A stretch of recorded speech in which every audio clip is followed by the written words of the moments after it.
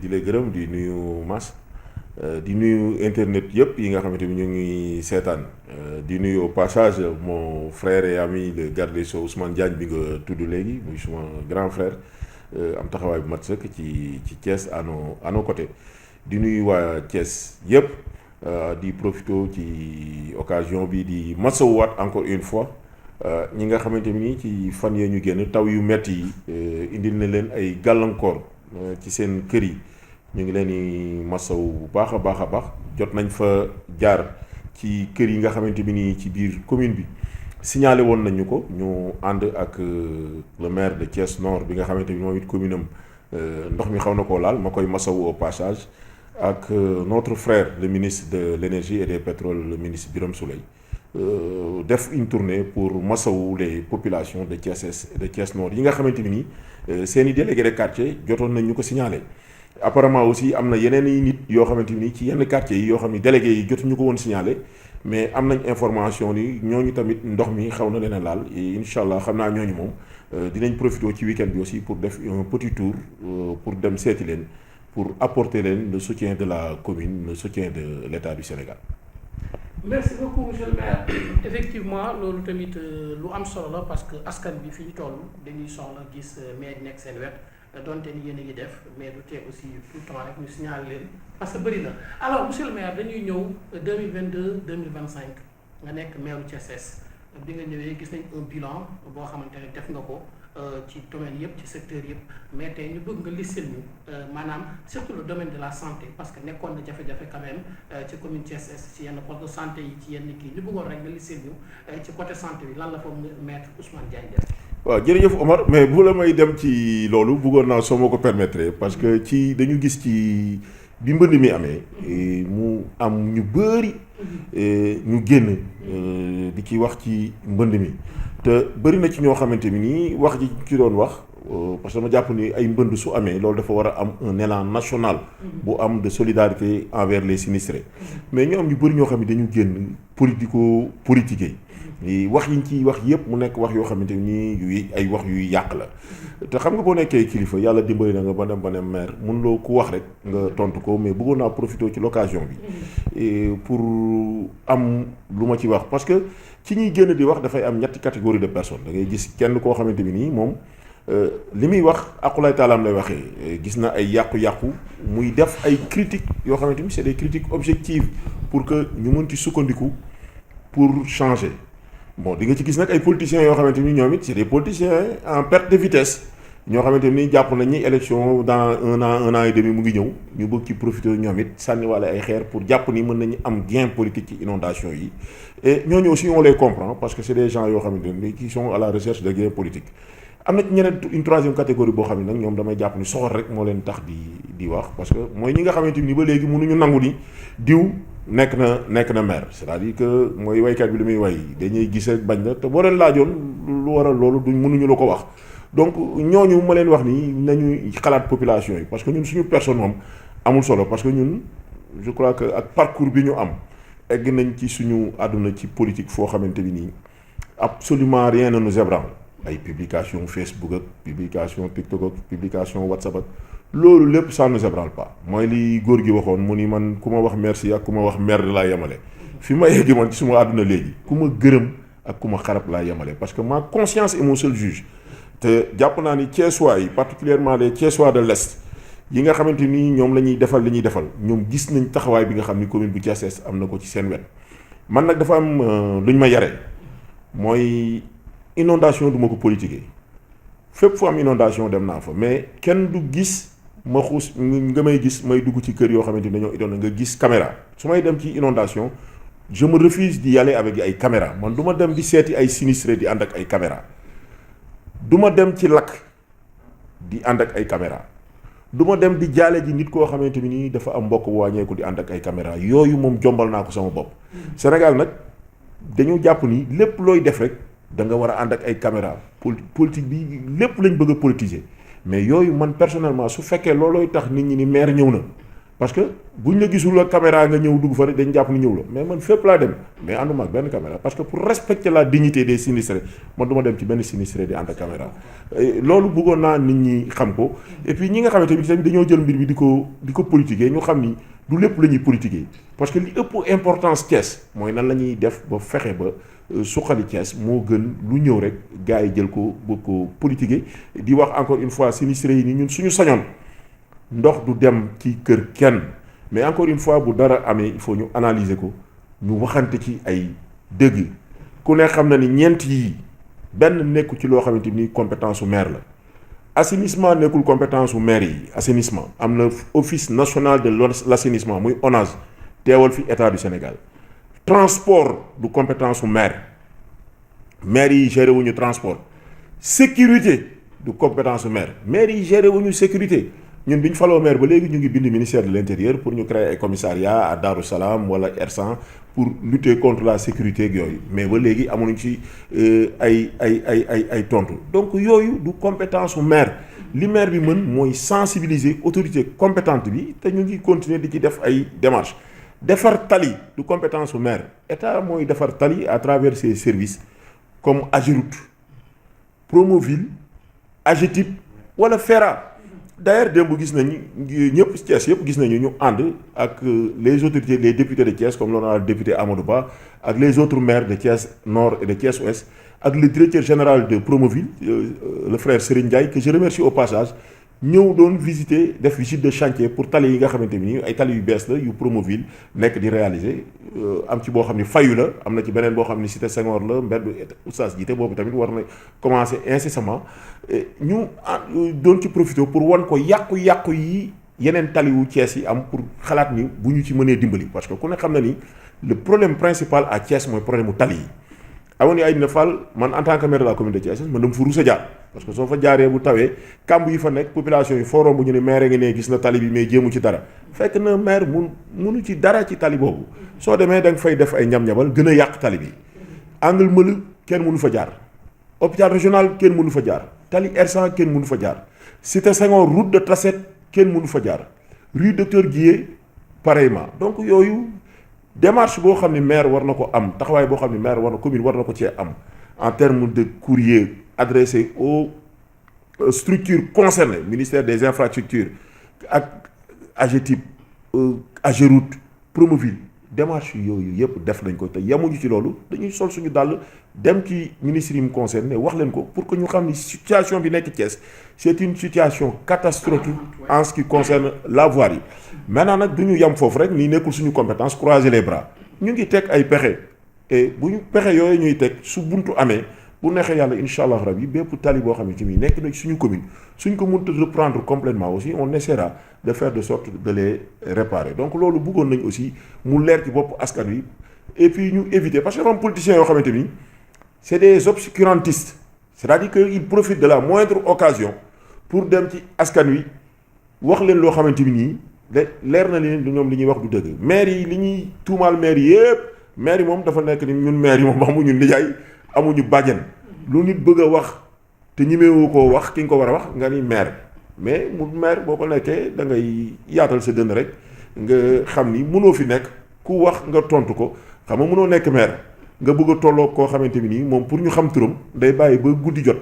mu jël ay pompe nekk ci miiru jàmbur yi di bindu turam pour que nit ñi bu ñu yeewoo naan kii kan la kooku mënul yam donc politiciens yi et je les comprends am na ci ñoo xamante ni bon fi ñu toll ci politique ñun tolloon nañ fa il y a 15 ans 16 ans donc ñoom foofu lañ toll donc dañ leen di encourager ci li ñu nekk parce que dëkk bi ku nekk am nga droit samp sa dënd mais buñ koy def ñu def ko dans la vérité parce que man jomb naa moom taxaw à Thiès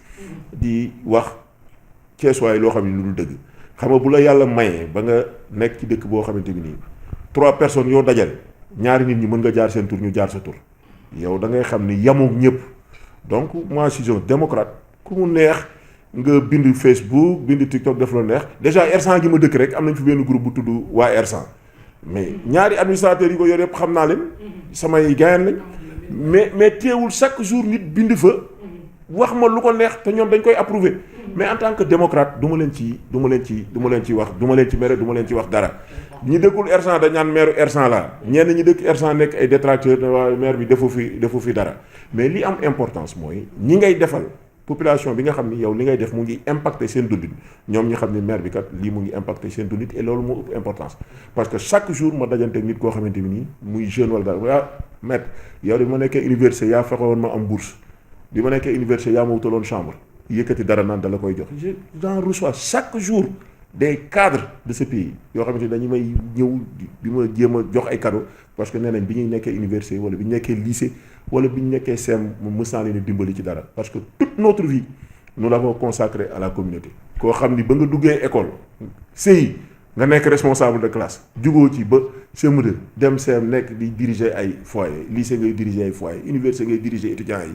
justice bi ma nekk maa fi njëkk a def nekk secrétaire général du syndicat bu def 2 mandats te loolu liggéey ak taxawu askan wi moo tax ñu defal ñu ko et loolu la ñuy continuer Thiès et ce n'est pas lié à notre fonction de maire. adversaires yi bu yeboo ñu xam loolu man ma nekk maire rek ma nekk ñàkk a nekk maire laay yemale maire bi amul lenn lu mu changé sama vie parce que ma nekk maire rek ma ñàkk a nekk maire je serai toujours aux côtés des Thiessois parce que yàlla jàpp naa ni bokk naa ci ñi nga xam ne fi yàlla teral na leen parce que rien ne me prédestiné à devenir maire et sànq maa ngi lay tooñ di la ko wax ni la xam man jàng naa ba nekk ba am bac musuma am sac à dos parce que mes parents n'avaient pas les moyens de m'acheter un sac à dos jàng naa ba presque am bac musuma jàngee ci lampe électrique lampe tempête laa jàngee di tëdd ci payaas bu ma sangoo damaa dem rootali sama yaay fajar gi ba mu fees dernier show bi ma sangoo ko bu vrai coppe fondé am na fa ma naan ko dem jàngi añ bi moom kenn waxaalewu ko moi j'ai grandi dans ces conditions là te yàlla defal ma teral ma et teraanga bi gën a mag ci teraanga bi ma yàlla defal mooy sama ñaari waajur yëpp génn àdduna ku ci nekk bi ngay génn àdduna sama loxo nga génne àdduna te ku ci nekk ba ngay génn àdduna joxe ngay dénkaane ci ay ngërëm te ku ñi Cees yooyu ñëw seen ku ci nekk sa dëj yëpp seen dëj yëpp fekke nga témoignage yi donc li ma dese sama àdduna xam nga lan la voir mes enfants grandir et puis képp ku ma mën a dimbali ma dimbali la mais man je ne cours derrière absolument rien du tout loolu il faudrait adversaire politique yi ñoom laa koy waxal boobu parce que bu amee adversaire politique il faut nga étudier adversaire politique bi pour xam ban adversaire ngay accompagner mooy adversaire boo xamante ni man li xale yi di wax naan dara safuma li ma nekk ci laa nekk au service des Thiessois et échéance yi ñëw jotagul loolu wax ci bis bu jotee taxawaay bi ñu ci war a am bu mu neexee yàlla incha allah dinañ ko ci wax. très bien c'est important voilà am na sax benn anecdote dama mës a xëy di filmer je pense c'était nawetu 2021 ou 22 taw bi fees dell entre chambre de commerce bu fukki bunt mais li may wër def reportage ak sama téléphone filmer naa ba bi may ñëwaat ndox mi dem na bon loolu j'en déduis que ni les chantiers 4444 bokk nañ ci li nga xam ne tey moom moo yokk inondation yi parce que yeggul. je pense que loolu aussi y a un politique bon je ne veux pas citer de nom bu wax ni. wax bu yàqu la nous on a un cadre xam nga ne politique day dem ba benn instant su échéance électorale di jub si rek ku ci nekk da ngay jéem a xool ay calcul politique xam nga pourquoi mënuma def calcul politique parce que moi je me considère pas comme un politicien moi je suis un maire issu mën naa ni de la société civile thiessoise. parce que nekkuma di militer ci ab parti politique un mouvement lañ yoroon nekk des activistes à Thiès lu am Thiès ñu ànd ko ak Thiessois yi man bokkuma ak Thiessois yi nga xamante ni ñi nga xam ne dañuy croiser seen bras wala ñu nekk à l'extérieur ak seen njaboot nekk seen bopp élection ba élection veille élection nga leen dégg ñu wax man ba ma fàttalikoo ba léegi à part ma dem université Thiès laa nekk et au service des Thiessois man amul lu mës a xew Thiès te waa Thiès bu ñu toll tournée de ñoom ñoo fi gis et les acteurs sont là mes frères Saliou Ndiaye Ndiaga Diaw Massamba Diall Baye Serigne Samb gars yooyu lañ fi nekkaloon lu xew Thiès mës nañ ci dugal nañ ci suñu loxo ba fa ñu fa na mën a am donc quand on est devenu maire aussi man awma ci maire yi fi nekk kenn koo xamante mën naa am xaar ma yàlla ak yow le maire de la ville tout le monde connaît nos relations c'est un ami et un frère avec qui on a fait suñu parcours yi ñoo ko defandoo CEM lycée université lépp ñoo ko defandoo ñëwaat Thiès yàlla boole ñu nekk ay maire donc kooku xam nga mënoo leen am benn xaar ma yàlla et il est à la ville, moi je suis à la commune, je suis son maire parce qu'il habite Sampaté mu nekk en ville aussi di def liggéey boo xamante bi nii liggéey bu màcc ay mu ko je l'encourage. Le maire de Thiès Ouest aussi jiite on a d'excellentes relations. Mon jeune frère et ami Mamadou Diakhaté qui est extraordinaire, qui a remplacé un autre frère Birame Souleye avec qui nga xamante ni mes relations avec lui moom ça dépasse le cadre politique. Donc Thiessois yi wax yooyu c'est parce que dañu xamul rek. Le problème qui se pose à Thiès c'est que moyens yi moo daawul am et encore une fois il faut que Thiessois yi ñuy toog di waxante dëgg c'est-à-dire que assainissement bi communes yi attanuñu ko. C'est-à-dire que su ko état jëloon def ko une compétence transférée jox ko communes yi bu boobaa communes yi mën ci def dara mais tey jii assainissement am na yoo ci doon jéem a xaalis boo ci doon jéem a dugal sax mais bu Cour des comptes ñëwee mais dañ lay épingler di wax ni lii nga def ni waroo ko def parce que lii kenn sant la ko mais ci yu bëri maire yi dañuy coordonner di teg ay pexe maintenant ce qui reste mooy que état accompagner ñu parce que ñun dañu quand même quoi que l'on dise dañu engagé wu ci benn régime et régime boobu moo nekk au pouvoir aujourd'hui ñooñu nekk au pouvoir aujourd'hui. Ce qui est important et moi je ne cesse de le dire il y a pas un plus grand privilège pour quelqu'un que d'être élu maire de sa commune loolu rek doy na sëkk. Moi quelqu'un comme moi ne court derrière aucune autre forme de ay nomination yooyu ce n'est pas le plus important. Moi je préfère ay investissement yu ñëw biir Thiès ci assainissement ci defaraat tali yi ci redémarrer waat industrie Thiès yi. ci xale yi am liggéey que ay nomination. mais pour rappel sax je vous rappelle en 2024 bokk nga ci njëkk a génne banderole mais je soutiens la coalition Diomaye 2024. Mais nous avons été de tous les combats aux côtés de Pastef. Aux côtés de Pastef parce que la coalition Pastef m'a porté la coalition. C'est-à-dire que notre loyauté et notre solidarité envers le parti Pastef n'a jamais souffert de l'objet d'aucun doute. On savait clairement que fan lañ jëm et on savait exactement se trouver la volonté populaire et on a toujours été de ce côté. Même ce fait que ça nous a valu parce que gars yi dañuy wax naan victime yi mais moi-même j'ai été victime de ça. Moi j'étais chef de greffe à Tivaouane avec des avantages énormes. Mais j'ai été dama xëy def sortie ak mes activités nekk coordonnateur de la coalition Diomaye mais moo tax ñu relever de mes fonctions de chef de greffe avec tous les avantages yi fa nekkoon bi ma fay nekk chef de greffe avantages yooyu ma amoon naa ci benn prêt. Mais tey jii ñu dàq ma chef de greffe je continue loolu dama continuer li ma supporter mais jooyu ma ko fenn parce que dama xam ne li may def dama ko def ak conviction parce que man acte bu ma posé j'ai Thiès moo tax ma posé ko parce que nous sommes des enfants des quartiers populaires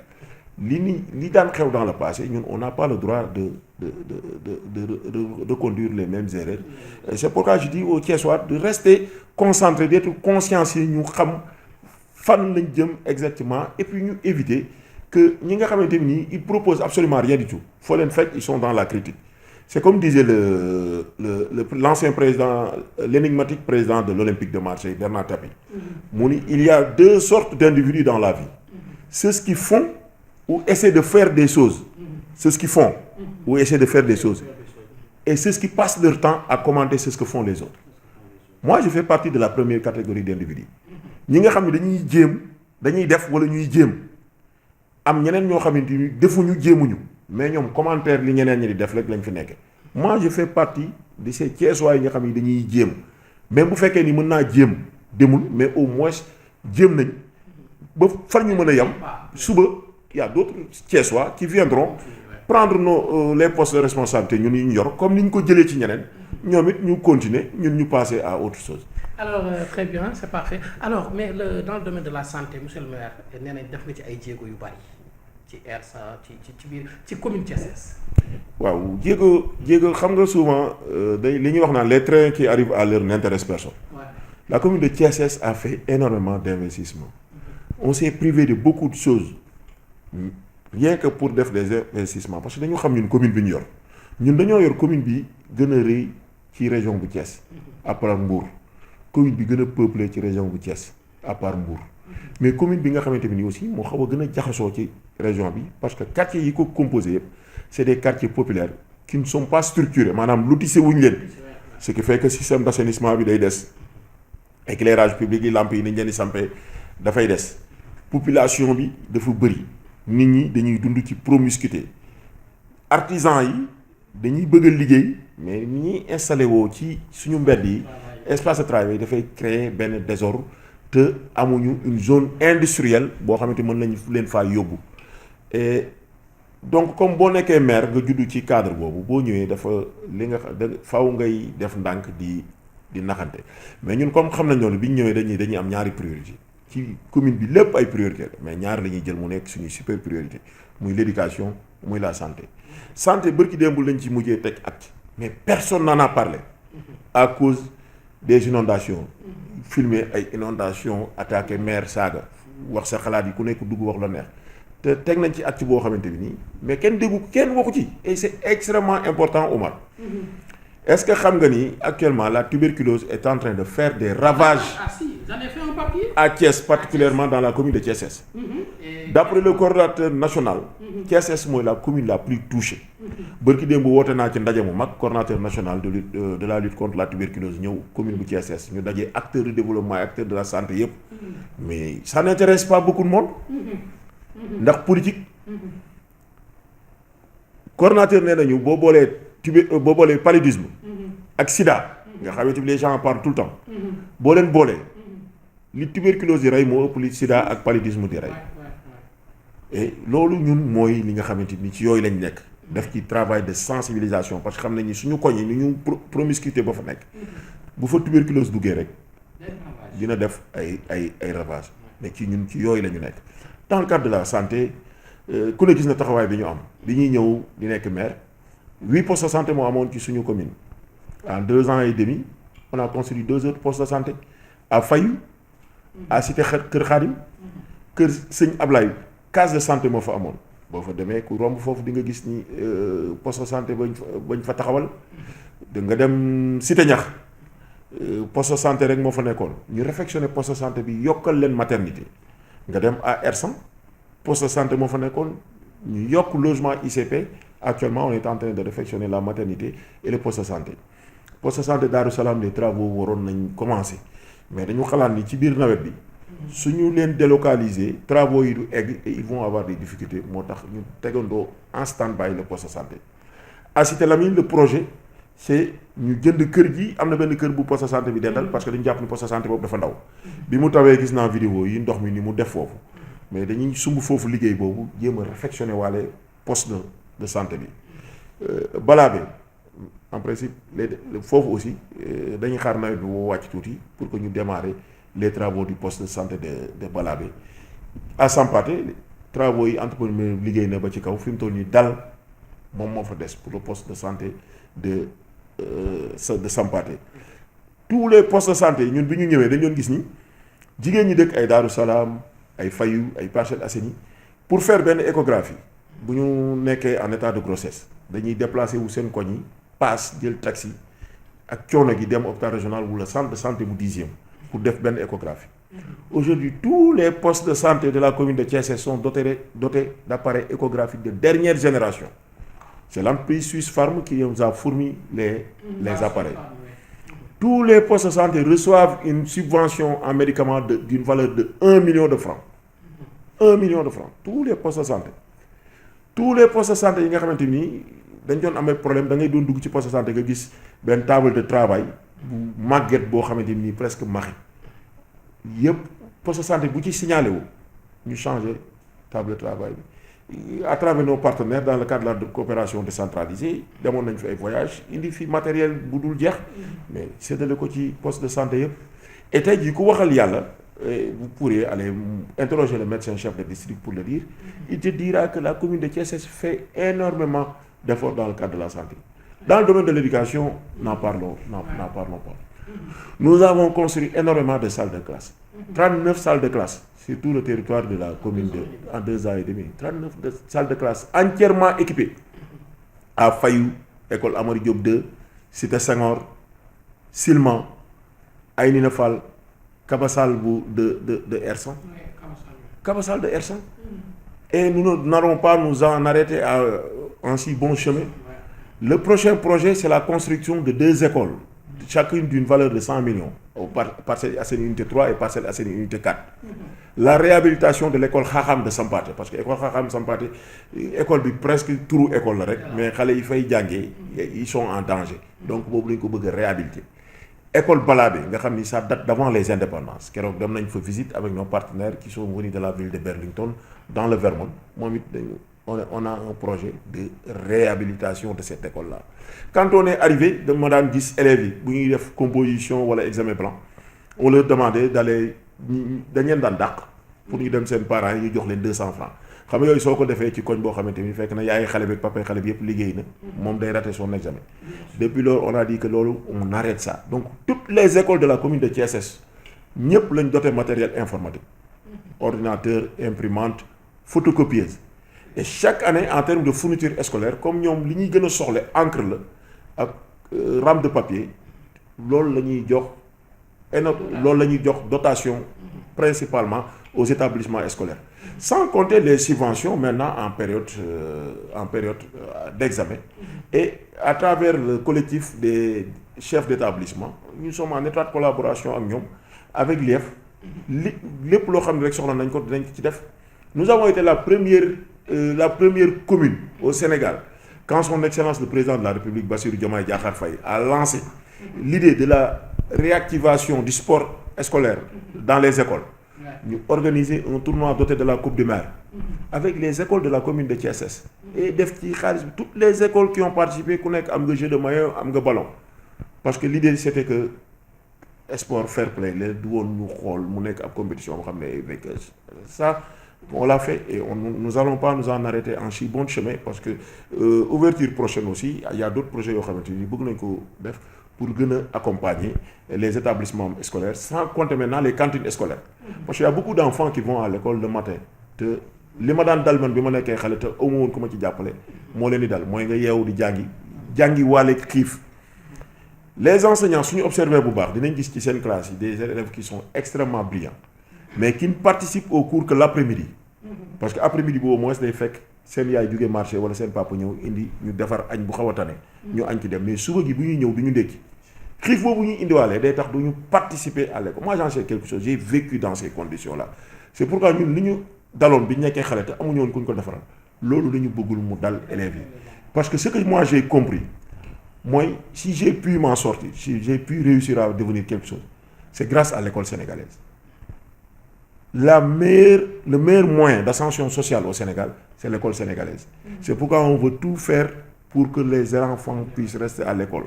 Parce que l'école moo mën a fexe ba xale boo xam ne ci kër la juddoo boo xamante ni kër bi demeewul noonu ak mu jàng ba renverser la situation sociale de la maison. bëri na fi ñoo xamante ni nii seeni waajur yoruñu woon lu bëri mais nangoo jàng moo tax tey ñu nekk la ñu nekk. Les deux anciens présidents l'ancien président de la République du Sénégal Macky Sall en a une parfaite illustration. L'actuel président de la République du Sénégal Bassirou Diomaye Faye ku ne gis na ses origines. mais jàng moo tax ñu mën a nekk tey li ñu yàgg ci loolu lañ bëgg a xiir élèves yi moo tax ñu def investissement yi dans la santé dans l'éducation même si les autres secteurs duñ leen fàtte. Le cadre de vie bi ñu ñëwee jardin public yu bëri ñu ngi fi woon jardin ay buntu dépôt jardin Parcelles Assainies nekk dans kenn xamul lu ñu dul on les a réhabilités ba léegi population yi mën fay dem di féexlu ku bëgg a def sax sa cérémonie nga mën ko fa ñam nga mën ko fa def et on attend la délocalisation du forail national bi nekk champ de course mooy dara bi pour mën a réaliser maintenant le projet du cœur de ville de Thiès loolu mooy suñu dernier projet bi nga xam ne dans le cadre ci cadre de vie bi bëgg nañ ko réaliser. Le sport on l'a pas oublié parce que moi je suis un maire sportif dégg naa keroog suñu benn grand nouveau opposant muy sànni xeer di wax daan maire yi def ci ASC yi du seen xaalis jëlewuñ ko seen poche mais moom boobu dafay fàtte ni moi j'ai été li ma nekk président d'ASC non amul benn président d'ASC durée bi ma def en tant que président d'ASC 13 ans y a pas un seul Thiessois bu mës a nekk président ASC 13 ans avec l'ASC Defar R100 et tout le monde a vu les résultats yi nga xamante bi ma nekkee président ASC Defar R100 def na ko au niveau Thiès et au niveau national parce que ñun yàlla moo ñu bind ba pare may ñu loolu ñu ko ciy sant lu ñu mës a dugal suñu loxo yàlla def na ci ñu am ci ay ndam te loolu la ñuy ñaan mu continuer dimbali ñu ko ci maire bi nga xamante ni yor nañ ko mooy may ñu ci ay ndam parce que ndam yi ñu ciy may mooy ñu def le maximum de réalisation pour les populations de Thiès parce que góor gi daf ma doon wax ni ma mun ma faire de la politique si tu fais de la politique alors que tes actions n'ont aucun impact sur les populations, ça veut dire que yow defuloo politique. ñun politique boobu ci lañ nekk mooy fexe ba actes yi ñuy posé muy am un impact réel et positif sur le vécu des Thiessois ci loolu la ñu nekk te absolument rien ne nous détournera de cet objectif-là. Voilà. C'est important. Alors, monsieur le maire, wax nga ko cadre de vie bëggoon naa fa ñëw le foncier pose problème. Je me rappelle, je pense que c'était en 2017, bi inondation yi métti à Sampaté, le président Macky Sall avait instruit les 178 villas ou logements qui étaient en construction par l'ancien régime de Wade nee nañ ko def 200 pour que ñu recaser ñooñu nga xam ne mooy les impactés wala les sinistrés de Sampaté. Mu mel ni villa yooyu séddale nañ ko mu mel ni séddale bukki la. coow li commencé na see juddu yow amoo ci benn aperçu. Bon loolu maa ngi koy def moi je crois que c'était plutôt Ngent. La majeure partie des sinistrés. Ngent la woon. Et le site mu ngi fii actuellement keroog bi ñu àndee ak le ministre Birame Souleye di def tournée. am na ñu ci interpellé waat et je crois que loolu war nañ ci saisir les députés de Thiès et je crois que on a la chance d'avoir à Thiès dans le département un député comme l'honorable député Amadou Ba qui nga xamante bi am na taxawaay bu mat sëkk ci son rôle de parlementaire. Je crois que war nañ ko buñ ko saytu moom bu ministre bi ñëwee à l'Assemblée mu poser ko ci ay questions ñu xam loolu fan la toll parce que dañ koy defar c'est l'État qui l'a fait du ay privé xaalisu État la gis naa d'ailleurs Ousseynou Masserigne keroog ci benn liggéey wax bu yàqu la nous on a un cadre xam nga politique day dem ba benn instant su échéance électorale bi jub si rek ku ci nekk da ngay jéem a xool ay calcul politique xam nga pourquoi mënuma def calcul politique parce que moi je me considère pas comme un politicien moi je suis un maire issu mën naa ni de la société civile thiessoise parce que nekkuma di militer ci ab parti politique un mouvement lañ yoroon nekk des activistes à Thiès lu am Thiès ñu ànd ko ak Thiessois yi man bokkuma ak Thiessois yi nga xamante ni ñi nga xam ne dañuy croiser seen bras wala ñu nekk à l'extérieur ak seen njaboot nekk seen bopp élection ba élection veille élection nga leen dégg ñu wax man ba ma fàttalikoo ba léegi à part ma dem université Thiès laa nekk et au service des Thiessois man amul lu mës a xew Thiès te waa Thiès bu ñu toll tournée di ñoom ñoo fi gis et les acteurs sont là mes frères Saliou Ndiaye Ndiaga Diaw Massamba Diall Baye Serigne Samb gars yooyu lañ fi nekkaloon lu xew Thiès mës nañ ci dugal nañ ci suñu loxo ba ñu fa mën a yem donc quand on est devenu maire aussi man awma ci maire yi fi nekk kenn koo xamante mën naa am xaar ma yàlla ak yow le maire de la ville tout le monde connaît nos relations c'est un ami et un frère avec qui on a fait suñu parcours yi ñoo ko defandoo CEM lycée université lépp ñoo ko defandoo ñëwaat Thiès yàlla boole ñu nekk ay maire donc kooku xam nga mënoo leen am benn xaar ma yàlla et il est à la ville moi je suis à la commune je suis son maire parce qu'il habite Sampaté mu nekk en ville aussi di def liggéey boo xamante bi nii liggéey bu màcc ay ma que je l'encourage le maire de Thiès Ouest aussi jiite on a d'excellentes relations mon jeune frère et ami Mamadou Diakhaté qui est extraordinaire qui a remplacé un autre frère Birame Souleye avec qui nga xamante bi mes relations avec lui moom ça dépasse le cadre politique donc Thiessois yi wax yooyu c'est parce que dañu xamul rek le problème qui se pose à Thiès c'est que moyens yi moo daawul am et encore une fois il faut que Thiessois yi ñuy toog di waxante dëgg c'est-à-dire que assainissement bi communes yi attanuñu ko c'est-à-dire que su ko état jëloon def ko une compétence transférée jox ko communes yi bu boobaa communes yi mën ci def dara mais tey ji assainissement am na yoo ci doon jéem a xaalis boo ci doon jéem a dugal sax mais bu Cour des comptes ñëwee mais dañ lay épingler di wax ni lii nga def ni waroo ko def parce que lii kenn sant la ko mais ci yu bëri maires yi dañuy coordonner di teg ay pexe maintenant ce qui reste mooy que état accompagner ñu parce que ñun dañu quand même quoi que l'on dise dañu engagé wu ci benn régime et régime boobu moo nekk au pouvoir aujourd'hui ñooñu nekk au pouvoir aujourd'hui ce qui est important et moi je ne cesse de le dire il y a pas un plus grand privilège pour quelqu'un que d'être élu maire de sa commune loolu rek doy na sëkk moi quelqu'un comme moi ne court derrière aucune autre forme de ay nomination yooyu ce n'est pas le plus important moi je préfère ay investissement yu ñëw biir Thiès ci assainissement ci defaraat tali yi ci redémarrer waat industrie Thiès yi ci xale yi am liggéey que ay nomination mais pour rappel sax je vous rappelle en 2024 bokk nga ci njëkk a génne banderole ministre de soutien à la coalition Diomaye 2024 mais nous avons été de tous les combats aux côtés de Pastef aux côtés de Pastef parce que Pastef moo porté la coalition. C'est-à-dire que notre loyauté et notre solidarité envers le parti Pastef n'a jamais souffert de l'objet d'aucun doute. On savait clairement que fan lañ jëm et on savait exactement se trouver la volonté populaire et on a toujours été de ce côté. Même su fekkee ni sax ça nous a valu parce que gars yi dañuy wax naan victime yi mais moi-même j'ai été victime de ça. Moi j'étais chef de greffe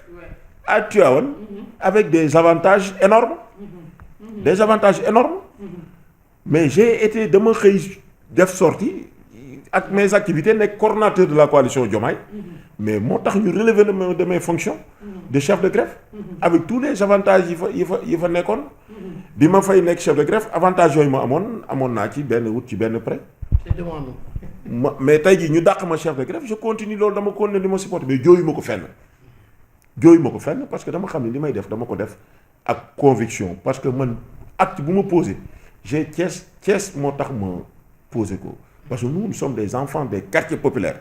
li daan xew dans le passé ñun on n'a pas le droit de reconduire les mêmes erreurs et c'est pourquoi je dis aux Thiessois de rester concentrés d'être consciencieux ñu xam fan lañ jëm exactement et puis ñu éviter que ñi nga xamante ni ils proposent absolument rien du tout foo leen fekk ils sont dans la critique. C'est comme disait l'ancien président, l'énigmatique président de l'Olympique de Marseille, Bernard Tapie. Il y a deux sortes d'individus dans la vie. Ceux qui font ou essaient de faire des choses. Ceux qui font ou essaient de faire des choses. Et ceux qui passent leur temps à commenter ce que font les autres. Moi, je fais partie de la première catégorie d'individus. Ñi nga xam ne dañuy def wala ñuy jéem am ñeneen ñoo xamante ni defuñu jéemuñu. Mais ñoom commentaire li ñeneen ñi di def rek lañ fi nekkee moi je fais partie de ces Thiessois yi nga xam ni dañuy jéem même bu fekkee ni mën naa jéem demul mais au moins jéem nañ ba far ñu mën a yem suba y a d'autres Thiessois qui viendront prendre les postes de responsabilité ñun ñu yor comme ni ñu ko jëlee ci ñeneen ñoom it ñu continuer ñun ñu passer à autre chose. Alors très bien c'est parfait alors mais dans le domaine de la santé monsieur le maire nee nañ def nga ci ay jéego yu bari. ci ERSA ci biir ci commune Thiès. waaw jéego xam nga souvent li ñuy wax naan les trains qui arrivent à l'heure n'intéressent personne. Ouais. La commune de Thiès a fait énormément d'investissements. On s'est privé de beaucoup de choses rien que pour def des investissements parce que dañu xam ñun commune bi ñu yor ñun dañoo yor commune bi gën a rëy ci région bu Thiès à part Mbour commune bi gën a peuplé ci région bu Thiès à part Mbour. Mais commune bi nga xamante ni aussi moo xaw a gën a jaxasoo ci région bi parce que quartiers yi ko composé yëpp c'est des quartiers populaires qui ne sont pas structurés maanaam lotissé wuñ leen ce qui fait que système d'assainissement bi day des éclairage public yi lampes yi ni ñu leen di sampee dafay des population bi dafa bëri nit ñi dañuy dund ci promiscuité artisans yi dañuy bëgg a liggéey mais ni ñuy installé woo ci suñu mbedd yi espace de travail dafay créer benn désordre te amuñu une zone industrielle boo xamante mën nañu leen faa yóbbu et donc comme boo nekkee maire nga juddu ci cadre boobu boo ñëwee dafa li nga faaw ngay def ndànk di naxante mais ñun comme xam nañ noonu bi ñu ñëwee dañuy am ñaari priorité ci commune bi lépp ay priorité la mais ñaar la ñuy jël mu nekk suñuy super priorité muy l'éducation muy la santé bërki démb lañ ci mujjee teg acte mais personne n'en a parlé à cause des inondations filmer ay inondations attaqué maire saaga wax sa xalaat yi ku nekk dugg wax la neex te teg nañ ci acte boo xamante bi nii mais kenn waxu ci et c'est extrêmement important Omar.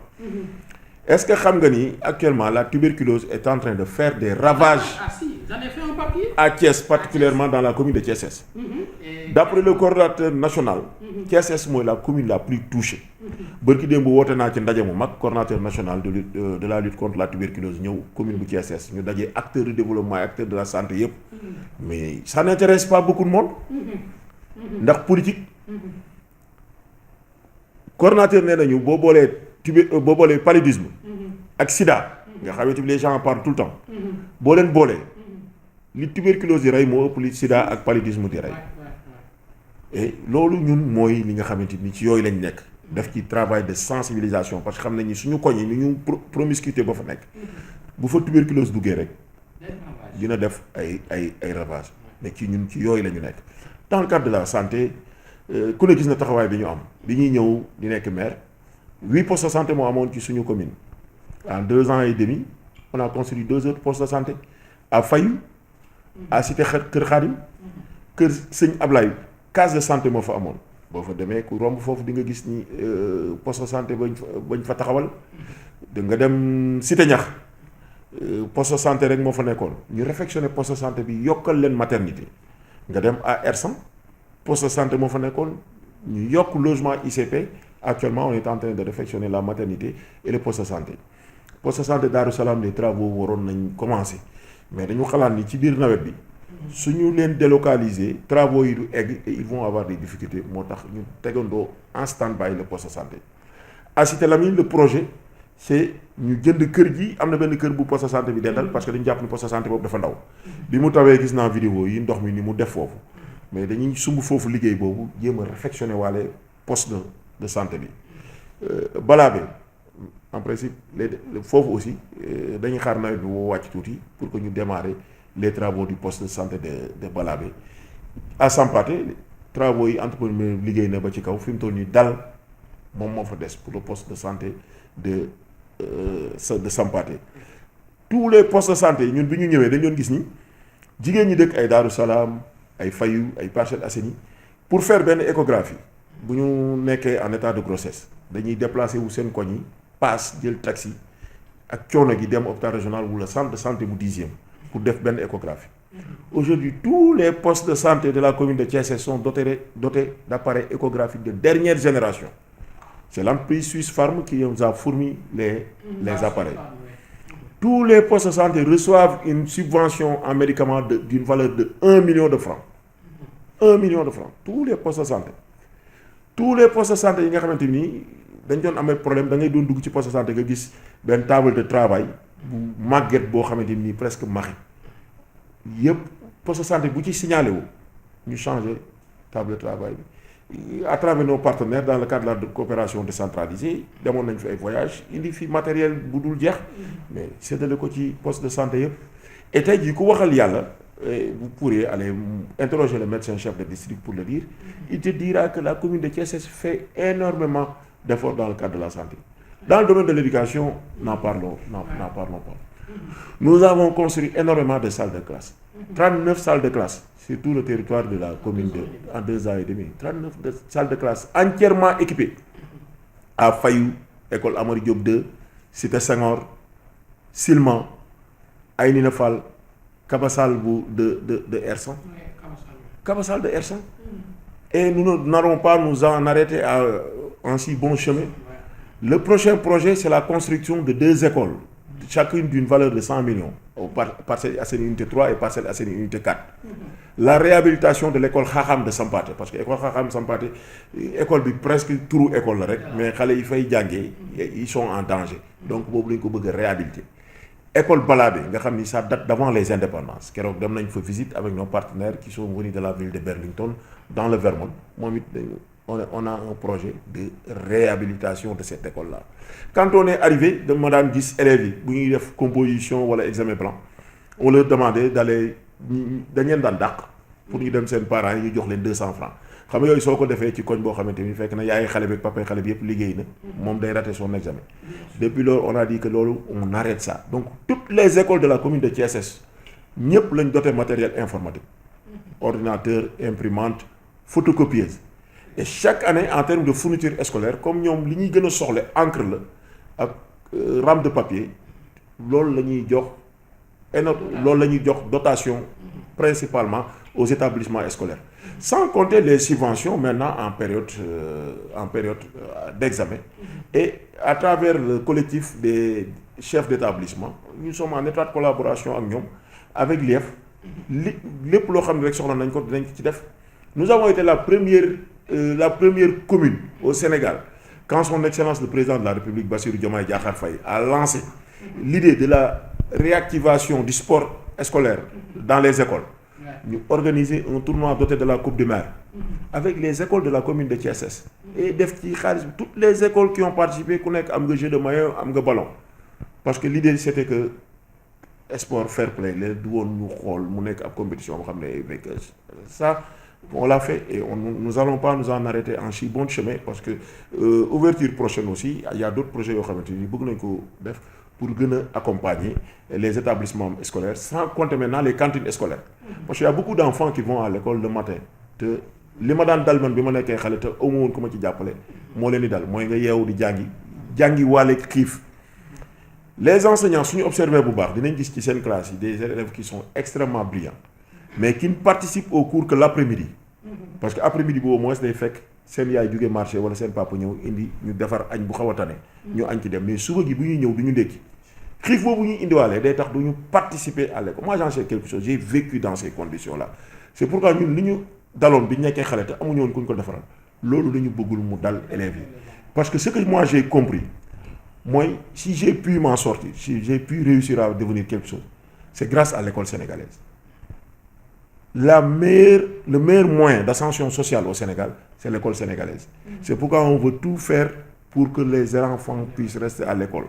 parce que école moo mën a fexe ba xale boo xam ne ci kër la juddoo boo xamante ni kër bi demeewul noonu ak mu jàng ba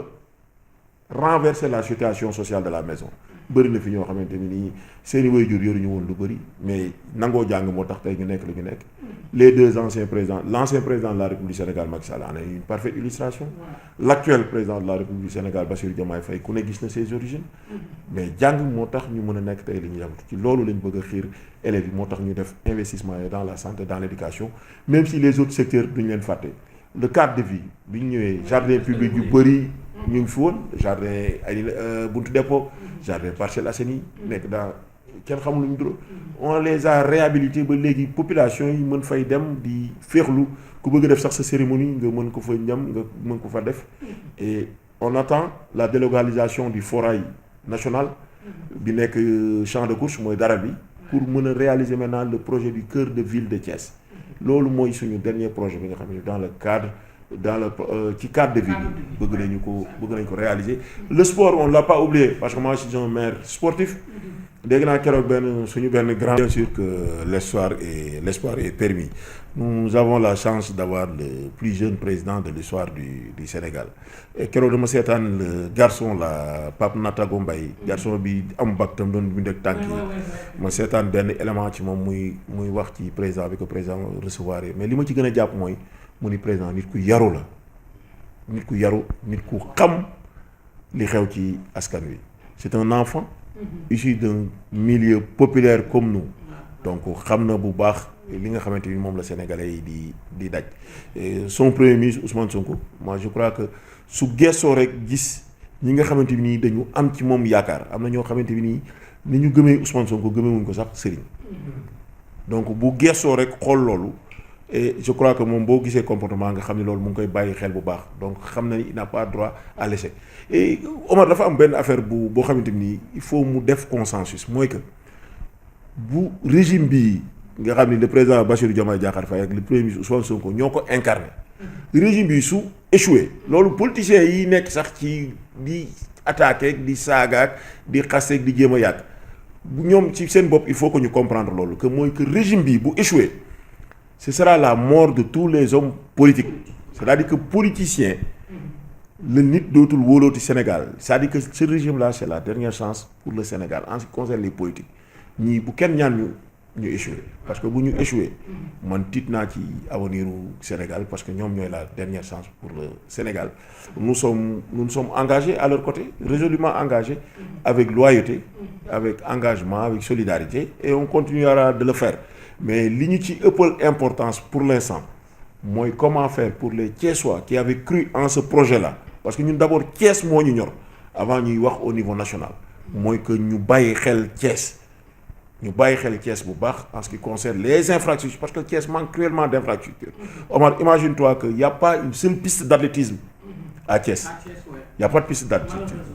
Des terrains de basket qui ne coûtent absolument rien du tout. Il n'y en a pas à Thiès. Ñun ñu ngi jéem a góorgóorlu engagé woon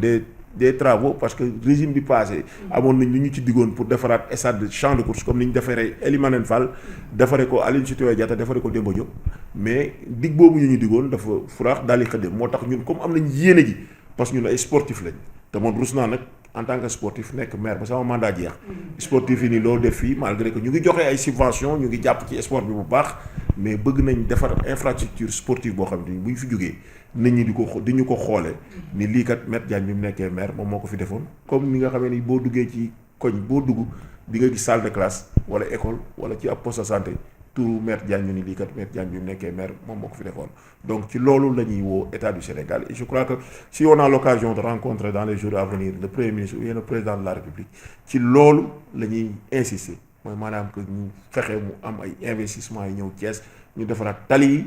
l'assainissement à Thiès parce que loolu aussi c'est Omar c'est extrêmement important. Gars yi bi inondation yi amee lu ne wax nañ ñu ko mais est-ce que xam nga ni ci commune bu Thiès Est bu mairie bi amul woon taxawaay mbir yi doon na gën a grave parce que amul lenn lu ñu fa keneen defal yàlla ça et ça je le dis sans détour le régional de Lola c'est mon grand frère c'est mon ami mais travaux pré-hivernal ñun ñoo defal suñu bopp lépp commune bu Thiès Est amul keneen ku fa def lenn ci commune bu Thiès Est en termes de curage en termes de nettoyage des caniveaux dalo bu sampaate ñun ñoo ko defar ba nit mën a jaar ci dalo bi dem dégager foofu yëpp dalo bu cité Kër Khadim pare rue Docteur Guillé le système d'évacuation des eaux bu fa ONAS def ñun ñoo def curage hôpital régional ñun ñoo def curage champ de course ñi dëkk Diamaguène bu mësaan a taw wis rek bu porte-cangé bi kenn daaw fa mës a génn rond-point champ de course kenn daaw fa mës a génn mais léegi demal foofu bu tawee doo fa fekk dara angle Sëñ Fallu hôpital régional pont Silema yooyu yëpp malgré que assainissement nekkul suñu domaine on a pu mobiliser des moyens colossaux pour dem def curage bi gis nga Sampaate bu ñu fa defuloon liggéey bi ñu fa def kon ndox bi retour ba gën a grave parce que keroog li mu taw ci ndox kenn xamul nu mu toll et loolu moo doon xam am kër cité Kër Khadim parce que daaw sax cité Kër Khadim ndeysaan suñu benn frère yàlla moom na ko fa ci doon jéem a rek nettoyer canaux yooyu yu demee noonu donc dañu bëgg les services de l'État ku mel ni ONAS nga xam ne ñoom la ñu dénk assainissement bi ñu gën a nekk ci wetu maire yi ñu gën a jox cër maire yi parce que mbiru assainissement nekkul mbiru caaxaan te bu ñu yeggee foofu damay bëgg ñuy bàyyi politique bi ñu xam ne ñun askan wi moom moo ñu yitteel askan wi moom moo ñu tax a jóg population yi mbir bi dal seen kaw aussi des fois bon ñu dellu ci yàlla ñu xam ni bu ñu sañoon ndox du dem ci kër kenn mais ci inondation yi lu ne dañ koy dégg on dem naa fi Sampaate sax benn waaye ñëw sur un ton boo xamante ni menaçant et très discourtois ñëw song ñu alors que j'étais avec le préfet mais boo nekkee maire da ngay xam ni yow yaa ngi encaissé mais nit ñi aussi il faut ñu xam ni c'est pas parce qu'on est maire rek que da ngay jëf lu la neex rek nga jël ko teg ko ci kaw autorité bi xam nga duñ fi nekk nag di demante ak nit ñi ay yoon ak yooyu parce que ñun suñ taxawaay dafa war a nekk nit am jafe-jafe ñu fexe nu mu génnee mais pas ñu yóbbu nit ci jafe-jafe yi mais que nit ñi bàyyi xel ñu xam ni Thiès ñun ñëpp ñoo ko bokk te ñun fii ñu nekk nii teguñu fi suñ bopp askan wi ñun ñoo ñu fi teg on est là pour un mandat nekk au service des populations de Thiès nekk ay doomu Thiès am parcours à Thiès man dama jàpp ne à Thiès y a personne de plus légitime que moi pour être maire de Thiès donc loolu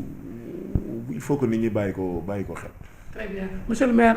am naa benn dernière question ñu ngi jëm peut-être fii ak 1 an et demi élection locale y a Habib Kane qui a dit que Thiès Est amul benn problème le seul candidat c'est Maître Ousmane Diagne donte ni les autres communes y aura des coalitions y aura des kii ban kàddu. non xam nga Habib moom sama jarbaat la sama xarit la wax boobu mu waxu yéene rek la mais ku gis actuellement agitation politique bi gi am nga xam ni élection 2027 yi ce seront des élections âprement discutées mais li ma ci jàpp rek mooy c'est-à-dire que élection 2027 yi ce sera déterminant ci élection présidentielle yu 2029 yi parce que ce qui est sûr et certain mooy les coalitions pour 2029 vont se former à partir de 2027 si ñuy ànd 2027 c'est sûr et certain que ñoom ñooy àndaat en 2029 donc ñun ñu ngi àndoon ak ay nit yoo xamante ni comme je l'ai dit tantôt man bi may nekk candidat du man maa ni may nekk candidat de coalition Yewwi Askan Wi ce sont les membres de la coalition les 13 représentants des partis politiques yi bokkoon coalition bi yi fa nekkoon ñoom ñoo ni su dee Maître Diagne mooy candidat bi ku ci nekk ci ñoom mu ni damay renoncer ci sama candidature c'est comme ça que moi ça s'est passé ce sont les responsables des partis envoyés par leur parti qui ont dit porter leur choix sur ma personne et puis ma accepté ko et je crois que rôle bi ñu ciy joué ku ne gis na ko parce que nous sommes des hommes de terrain et je crois que les résultats qu'on a eu joué nañ ci lu bëri et incha allah rabi ñu ngi def suñu liggéey et au moment en 2027 exeegul dinañ ko évaluer mais quels que puissent être les scénarios yu am quels que puissent être les scénarios nous serons prêts incha allah ànd ak ñi nga xamante ni ñoom la ñu war a àndal pour dem ci élection yi incha allah rabbi. Très bien, monsieur le maire, le dernier mot. waaw dernier mot bi encore une fois Omar di la remercier parce que vous avez été un témoin oculaire de notre parcours syndical et politique di wax rek ni ñun c'est une fierté pour nous d'être thiessois, une fierté d'habiter la commune de Thiès, une fierté d'habiter mon quartier R100. Nous sommes des enfants des quartiers populaires et loolu dañu ko jàpp xam ko et ku gis suñu comportement xam ni maire bi ñun yanuwuñu ko c'est-à-dire que man nekk maire changé wul dara ci sama vie su ma yeewoo damay génn romb R100 su ma yaay yu baax yooyu toog ci école bi nuyoo dem garage taxi ci suma gars yi waa café ga moo leen di nuyu de passage laal fa sama café dem liggéey su ma nekkul maire yi maa ngi tribunal su ma amee un peu de temps ma dem CNEPS ci sama grand yi ñoom Younous Gawsu ak Kayre et autres dem football foofu su ñooñu footballul maa ngi ci waa CACH le club des anciens sportifs de R100 les samedis ci suma grand yi dem jouer foofu au football def sport et puis bëgg je me veux di seq ak ñëpp jàmm ñi nga xam ne mën naa seq ak ñoom jàmm boog du moins parce que man bon am naa ay jaar ñi nga xam ne bëgg naa seq moi je veux être courtois et respectueux avec tout le monde mais dans la courtoisie nag ak le respect ñi ma jox cër ñëpp man dama leen di delloo cër bi bu baax parce que man opposant ak ñu ma faral laa bokk des fois gars yi dañ may tooñ ñi ma yow est-ce que réellement sax yow ci régime nga bokk parce que samay xarit ñi ci ëpp ay ñu war a tuddee ay opposant lañ mais dama jàpp ne ñun ñëpp ay Thiessois lañ te bala ñu koy xam ñu tase ci événement boo xamante ni nii événement wu naqar la wala événement wu bànneex ñun ñëpp ñoo fay tase donc loolu nañ koy bàyyi xel bu baax a baax parce que keroog damay waxtaan ak sama benn grand frère Adama Diawara ñuy waxtaan ñu dugg ci genre waxtaan yooyu bu sore mooy ñi nga xamante ni occupé woon nañ ay place comme ñun wala ay place yu sut suñu place ñu jékki-jékki rek yàlla moom leen et bi ma ci gën a frappé mooy ki ñu nommé woon directeur du budget ñu nommé ko directeur du budget il n'a pas pris fonction mu décédé et il laisse derrière lui de petits enfants et j'ai beaucoup pensé à lui quand je pense à ses enfants je pense à mes enfants parce que man li ma dese wax naa la sànq fi samay jaar-jaar et mon objectif actuellement dans ma vie c'est d'accompagner mes enfants loolu kese laa am ci objectif et ku ma mën a dimbaliwaat mu dimbali parce que dama gis xale yi nga xam ni ils ont pas eu la chance d'être avec leur papa situation yi ñuy nekk xam nga xale bu wuy juróom génn àdduna c'est vrai que mbokk yi dinañ la taxaw mais li saw wuy jur mënoon yu ndawaan yi di xëy na bu ñuy añ dinañ la woo bu ñuy reer dinañ la woo mais am na yeneen yoo xamante ni un parent rek moo ko mën a defal doomam moo tax man benn souci boobu rek la Omar au moins beneen souci dans ma vie mon seul souci c'est di ñaan yàlla may ma wér may ma fan wu gudd pour que je puisse voir mes enfants grandir parce que jàpp naa ne su ma yàlla mayee loolu yeneen yëpp c'est des challenges yoo xamante ni nii man jàpp naa ni man jëree laa quoi yooyu man jëree laa jàppe sama bopp quoi te ragaluma su ma yàlla mayee loolu li ci des yëpp je crois que c'est des objectifs que je pourrais atteindre et jàpp naa ni ñaan yàlla su ma ko atteindre yàlla na nekk loo xamante ni day am impact ci dundinu askan wi parce que man je suis conscient des difficultés yi population yi di dund